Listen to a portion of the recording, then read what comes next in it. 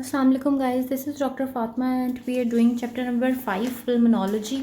Point number 98 और 99 इसी video में कवर करेंगे हम। जो छोटे छोटे से पॉइंट हैं इजी से, ठीक है।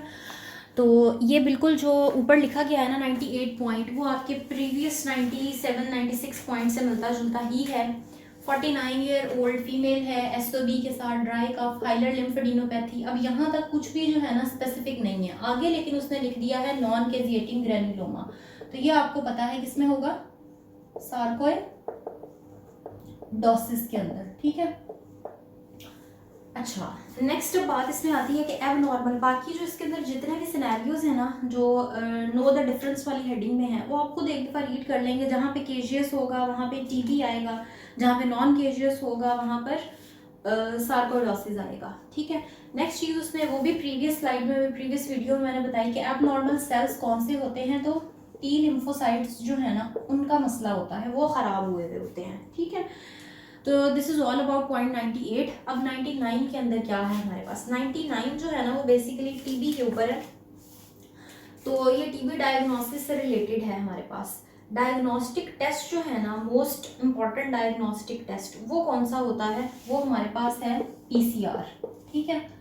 अगर तो ये ऑप्शन में होगा, सबसे पहले हमने इसको क्लिक करना है। ऑल्दो ये एक एक्सपेंसिव टेस्ट है, ठीक है, इनिशियल नहीं है ये। अच्छा, एक चीज़ जो आपने डायग्नोस्टिक टेस्ट के अंदर ध्यान रखनी है कि इनिशियल टेस्ट और होता है, डायग्नोस्टिक या कंफर्मेटरी टेस्ट और होता है, और डेफिनेटिव टेस्ट और होता है, ठीक है।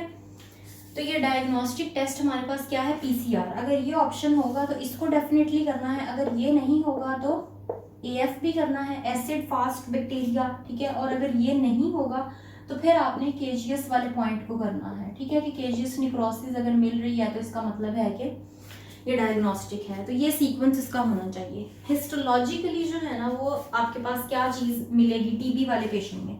तो इस बात को बहुत ध्यान से रखना है कि जो एपिथेलॉइड सेल्स है ना, वो हिस्टोलॉजी पे आप देखते हो, ठीक है। माइक्रोस्कोपिकली आप क्या देखते हो, जो निक्रोसिस होती है ना, वो आप माइक्रोस्कोपिकली देखते हो, ठीक है।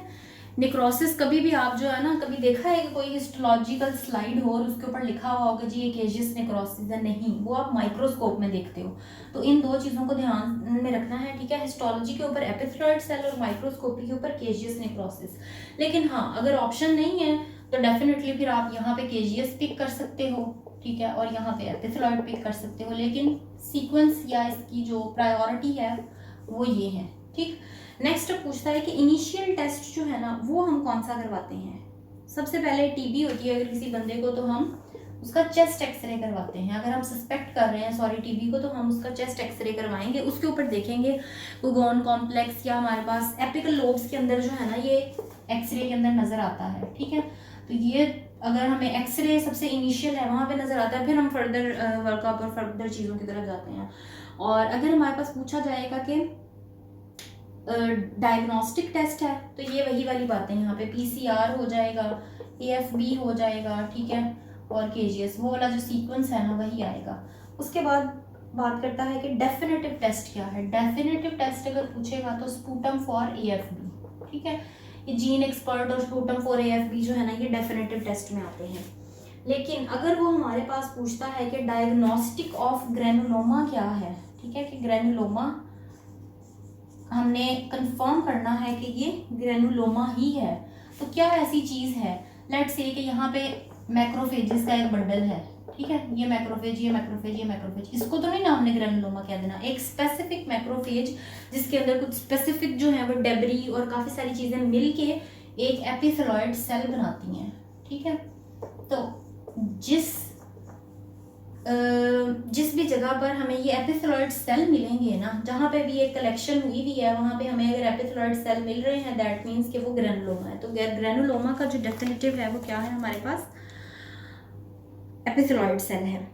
नेक्स्ट इसके जो डिस्कस एमसीक्यूज हैं उसके अंदर भी उन्होंने ग्रेनुलोमा का ही यही डेफिनेटिव बार बार एक ही उसने जो है ना नीचे लिखा हुआ है। तो आप इसको यही मैंने जो अपनी वीडियो है जिसमें बताया कि आपने रफ़ी पॉइंट्स को करना किस तरह से है, ठीक है, उसको आप देख सकते हैं कि आप अपने टाइम को जो है वो किस तरह से बचा सकते हो। Because time is money, so you have to save it, और उस लिमिटेड टाइम में आपने अपनी प्रोडक्टिविटी को मैक्सिमम करना है। तो उसके लिए आप वो वीडियो देख सकते हैं। लेकिन ब्रीफली मैं यहाँ पे बता देती हूँ कि जो चीज़ें बार बार रिपीटेड हैं उन पे आपने कुछ मार्क नहीं करना, कुछ अंडरलाइन नहीं करना, ठीक है। जो नहीं होगी सिर्फ उसको मार्क करना है। अब इस सारे जो ये डिस्कशन वाले पेपर है ना, इसमें सब कुछ वही है। पीसीआर वाले क्वेश्चंस जो भी मैंने यहाँ पे सारे एक्सप्लेन कर दिए हैं ना, वही है। सिर्फ नई चीज़ जो है ना, वो लास्ट पे एक दो तीन एमसीक्यूज हैं जो डिफरेंट हैं या जो यहाँ पे एक्सप्लेन नहीं है। उसमें यह है कि वो बताता है कि एक बॉय है, वो अफगानिस्तान से आया है, ठीक है, और उसका डिस्चार्जिंग साइनस है, ठीक है। तो आपकी घंटी जो है ना वो यहाँ पे बज जानी चाहिए कि डिस्चार्जिंग साइनस है, मतलब कि कोई डायग्नोसिस की तरफ हमें ये लीड करेगा। नाइट स्वेट्स भी हैं उसको, कल्चर के ऊपर कोई ग्रोथ नहीं है, ठीक है। नाइट स्वेट्स हैं जस्ट लाइक टीबी, बट उसने आगे टीबी को निगेट कर दिया कि नो ग्रोथ ऑन कल्चर, ठीक है। कल्चर मीडिया जो है वहाँ पे कोई नहीं है, तो मतलब ये कि टीबी तो ये नहीं है, ठीक है। तो कंफर्मेटरी टेस्ट जो है ना वो मजीद आपका क्या होगा इसके बाद, और ये क्या है, जहाँ पे भी डिस्चार्जिंग साइनस होता है ना वहाँ पे आप लेप्रा की तरफ जा सकते हैं, ठीक है। ये इसका डायग्नोसिस हो सकता है। और जो इसका उसने जो क्वेश्चन में पूछा है कि हमारे पास नेक्स्ट कंफर्मेशन के लिए हम कौन सा टेस्ट करवाएंगे, कंफर्मेटरी टेस्ट जो है ना वो होगी हमारे पास, जब कुछ काम नहीं बनता तो फिर हम क्या करते हैं, टिश्यू लेके उसको एनालाइज करते हैं, मतलब बायोप्सी करते हैं, ठीक है। और अगर बायोप्सी ऑप्शन में नहीं होगा तो फिर आपने जेडन स्टेनिंग कर लेनी है, ठीक है। बायोप्सी पहली प्रायोरिटी में, अगर ये नहीं होगा तो फिर आप स्टेनिंग की तरफ, फिर ऑब्वियसली कोई बहुत बेस्ट आंसर नहीं है तो कुछ तो आपने पिक करना है ना, तो वो जेडन स्टेनिंग होगा। नेक्स्ट बात करता है कि एएफबी जो है ना वो एक नॉन रेजिस्टेंस नॉन कैप्सुलेटेड है, ठीक है। एसिड फास्ट बैसिलस जो है ना, टीबी वाला बैक्टीरिया की बात कर रहा है कि वो नॉन रेजिस्टेंस और नॉन कैप्सुलेटेड है। किस वजह से? उसकी सेल वॉल ग्लाइकोप्रोटीन की वजह से, ठीक है। लास्ट पे जो है ना लेप्रोसी का ही, वही टीबी लेप्रा का डायग्नोसिस दिया हुआ है कि नेजल लीजन है। जहाँ पे भी नोज को इन्वॉल्व कर लिया है या डिस्चार्जिंग साइनस की बात है तो वहाँ पे आपने लेप्रा को ज़रूर सोचना है, लेप्रोसी को सोचना है। अगेन एक हमारे पास जो है पेशेंट है, उसको ऑर्बिट ऑफ द आई के पास, ठीक है, ये ऑर्बिट है यहाँ पे, मतलब नोज वाले एरिया में उसको जो है ना लीजन है, और हिस्टोपैथोलॉजी में जॉइंट लैंगहैन सेल्स हैं, ठीक है। तो कौन सा ये होगा? टीबी लेप्रा उसने कहा है, ठीक है।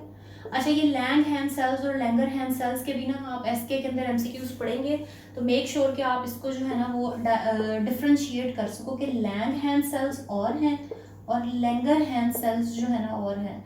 आई एम नॉट श्योर कि इसमें से कौन सा टीबी के लिए है, कौन सा लेप्रा के लिए है। जो यहाँ पे मेंशन है उसमें तो लैंगहैन सेल्स जो हैं वो टीबी के लिए, टीबी लेप्रा के लिए हैं, ठीक है। तो इसका जो है ना ये बस ये है कि जब आप एमसीक्यूज कर रहे हो so you come across this type of question, Langhans और लैंगरहैंस, तो इसको ध्यान से देखना है। अभी मेरे जहन में नहीं है कि क्या था इसमें।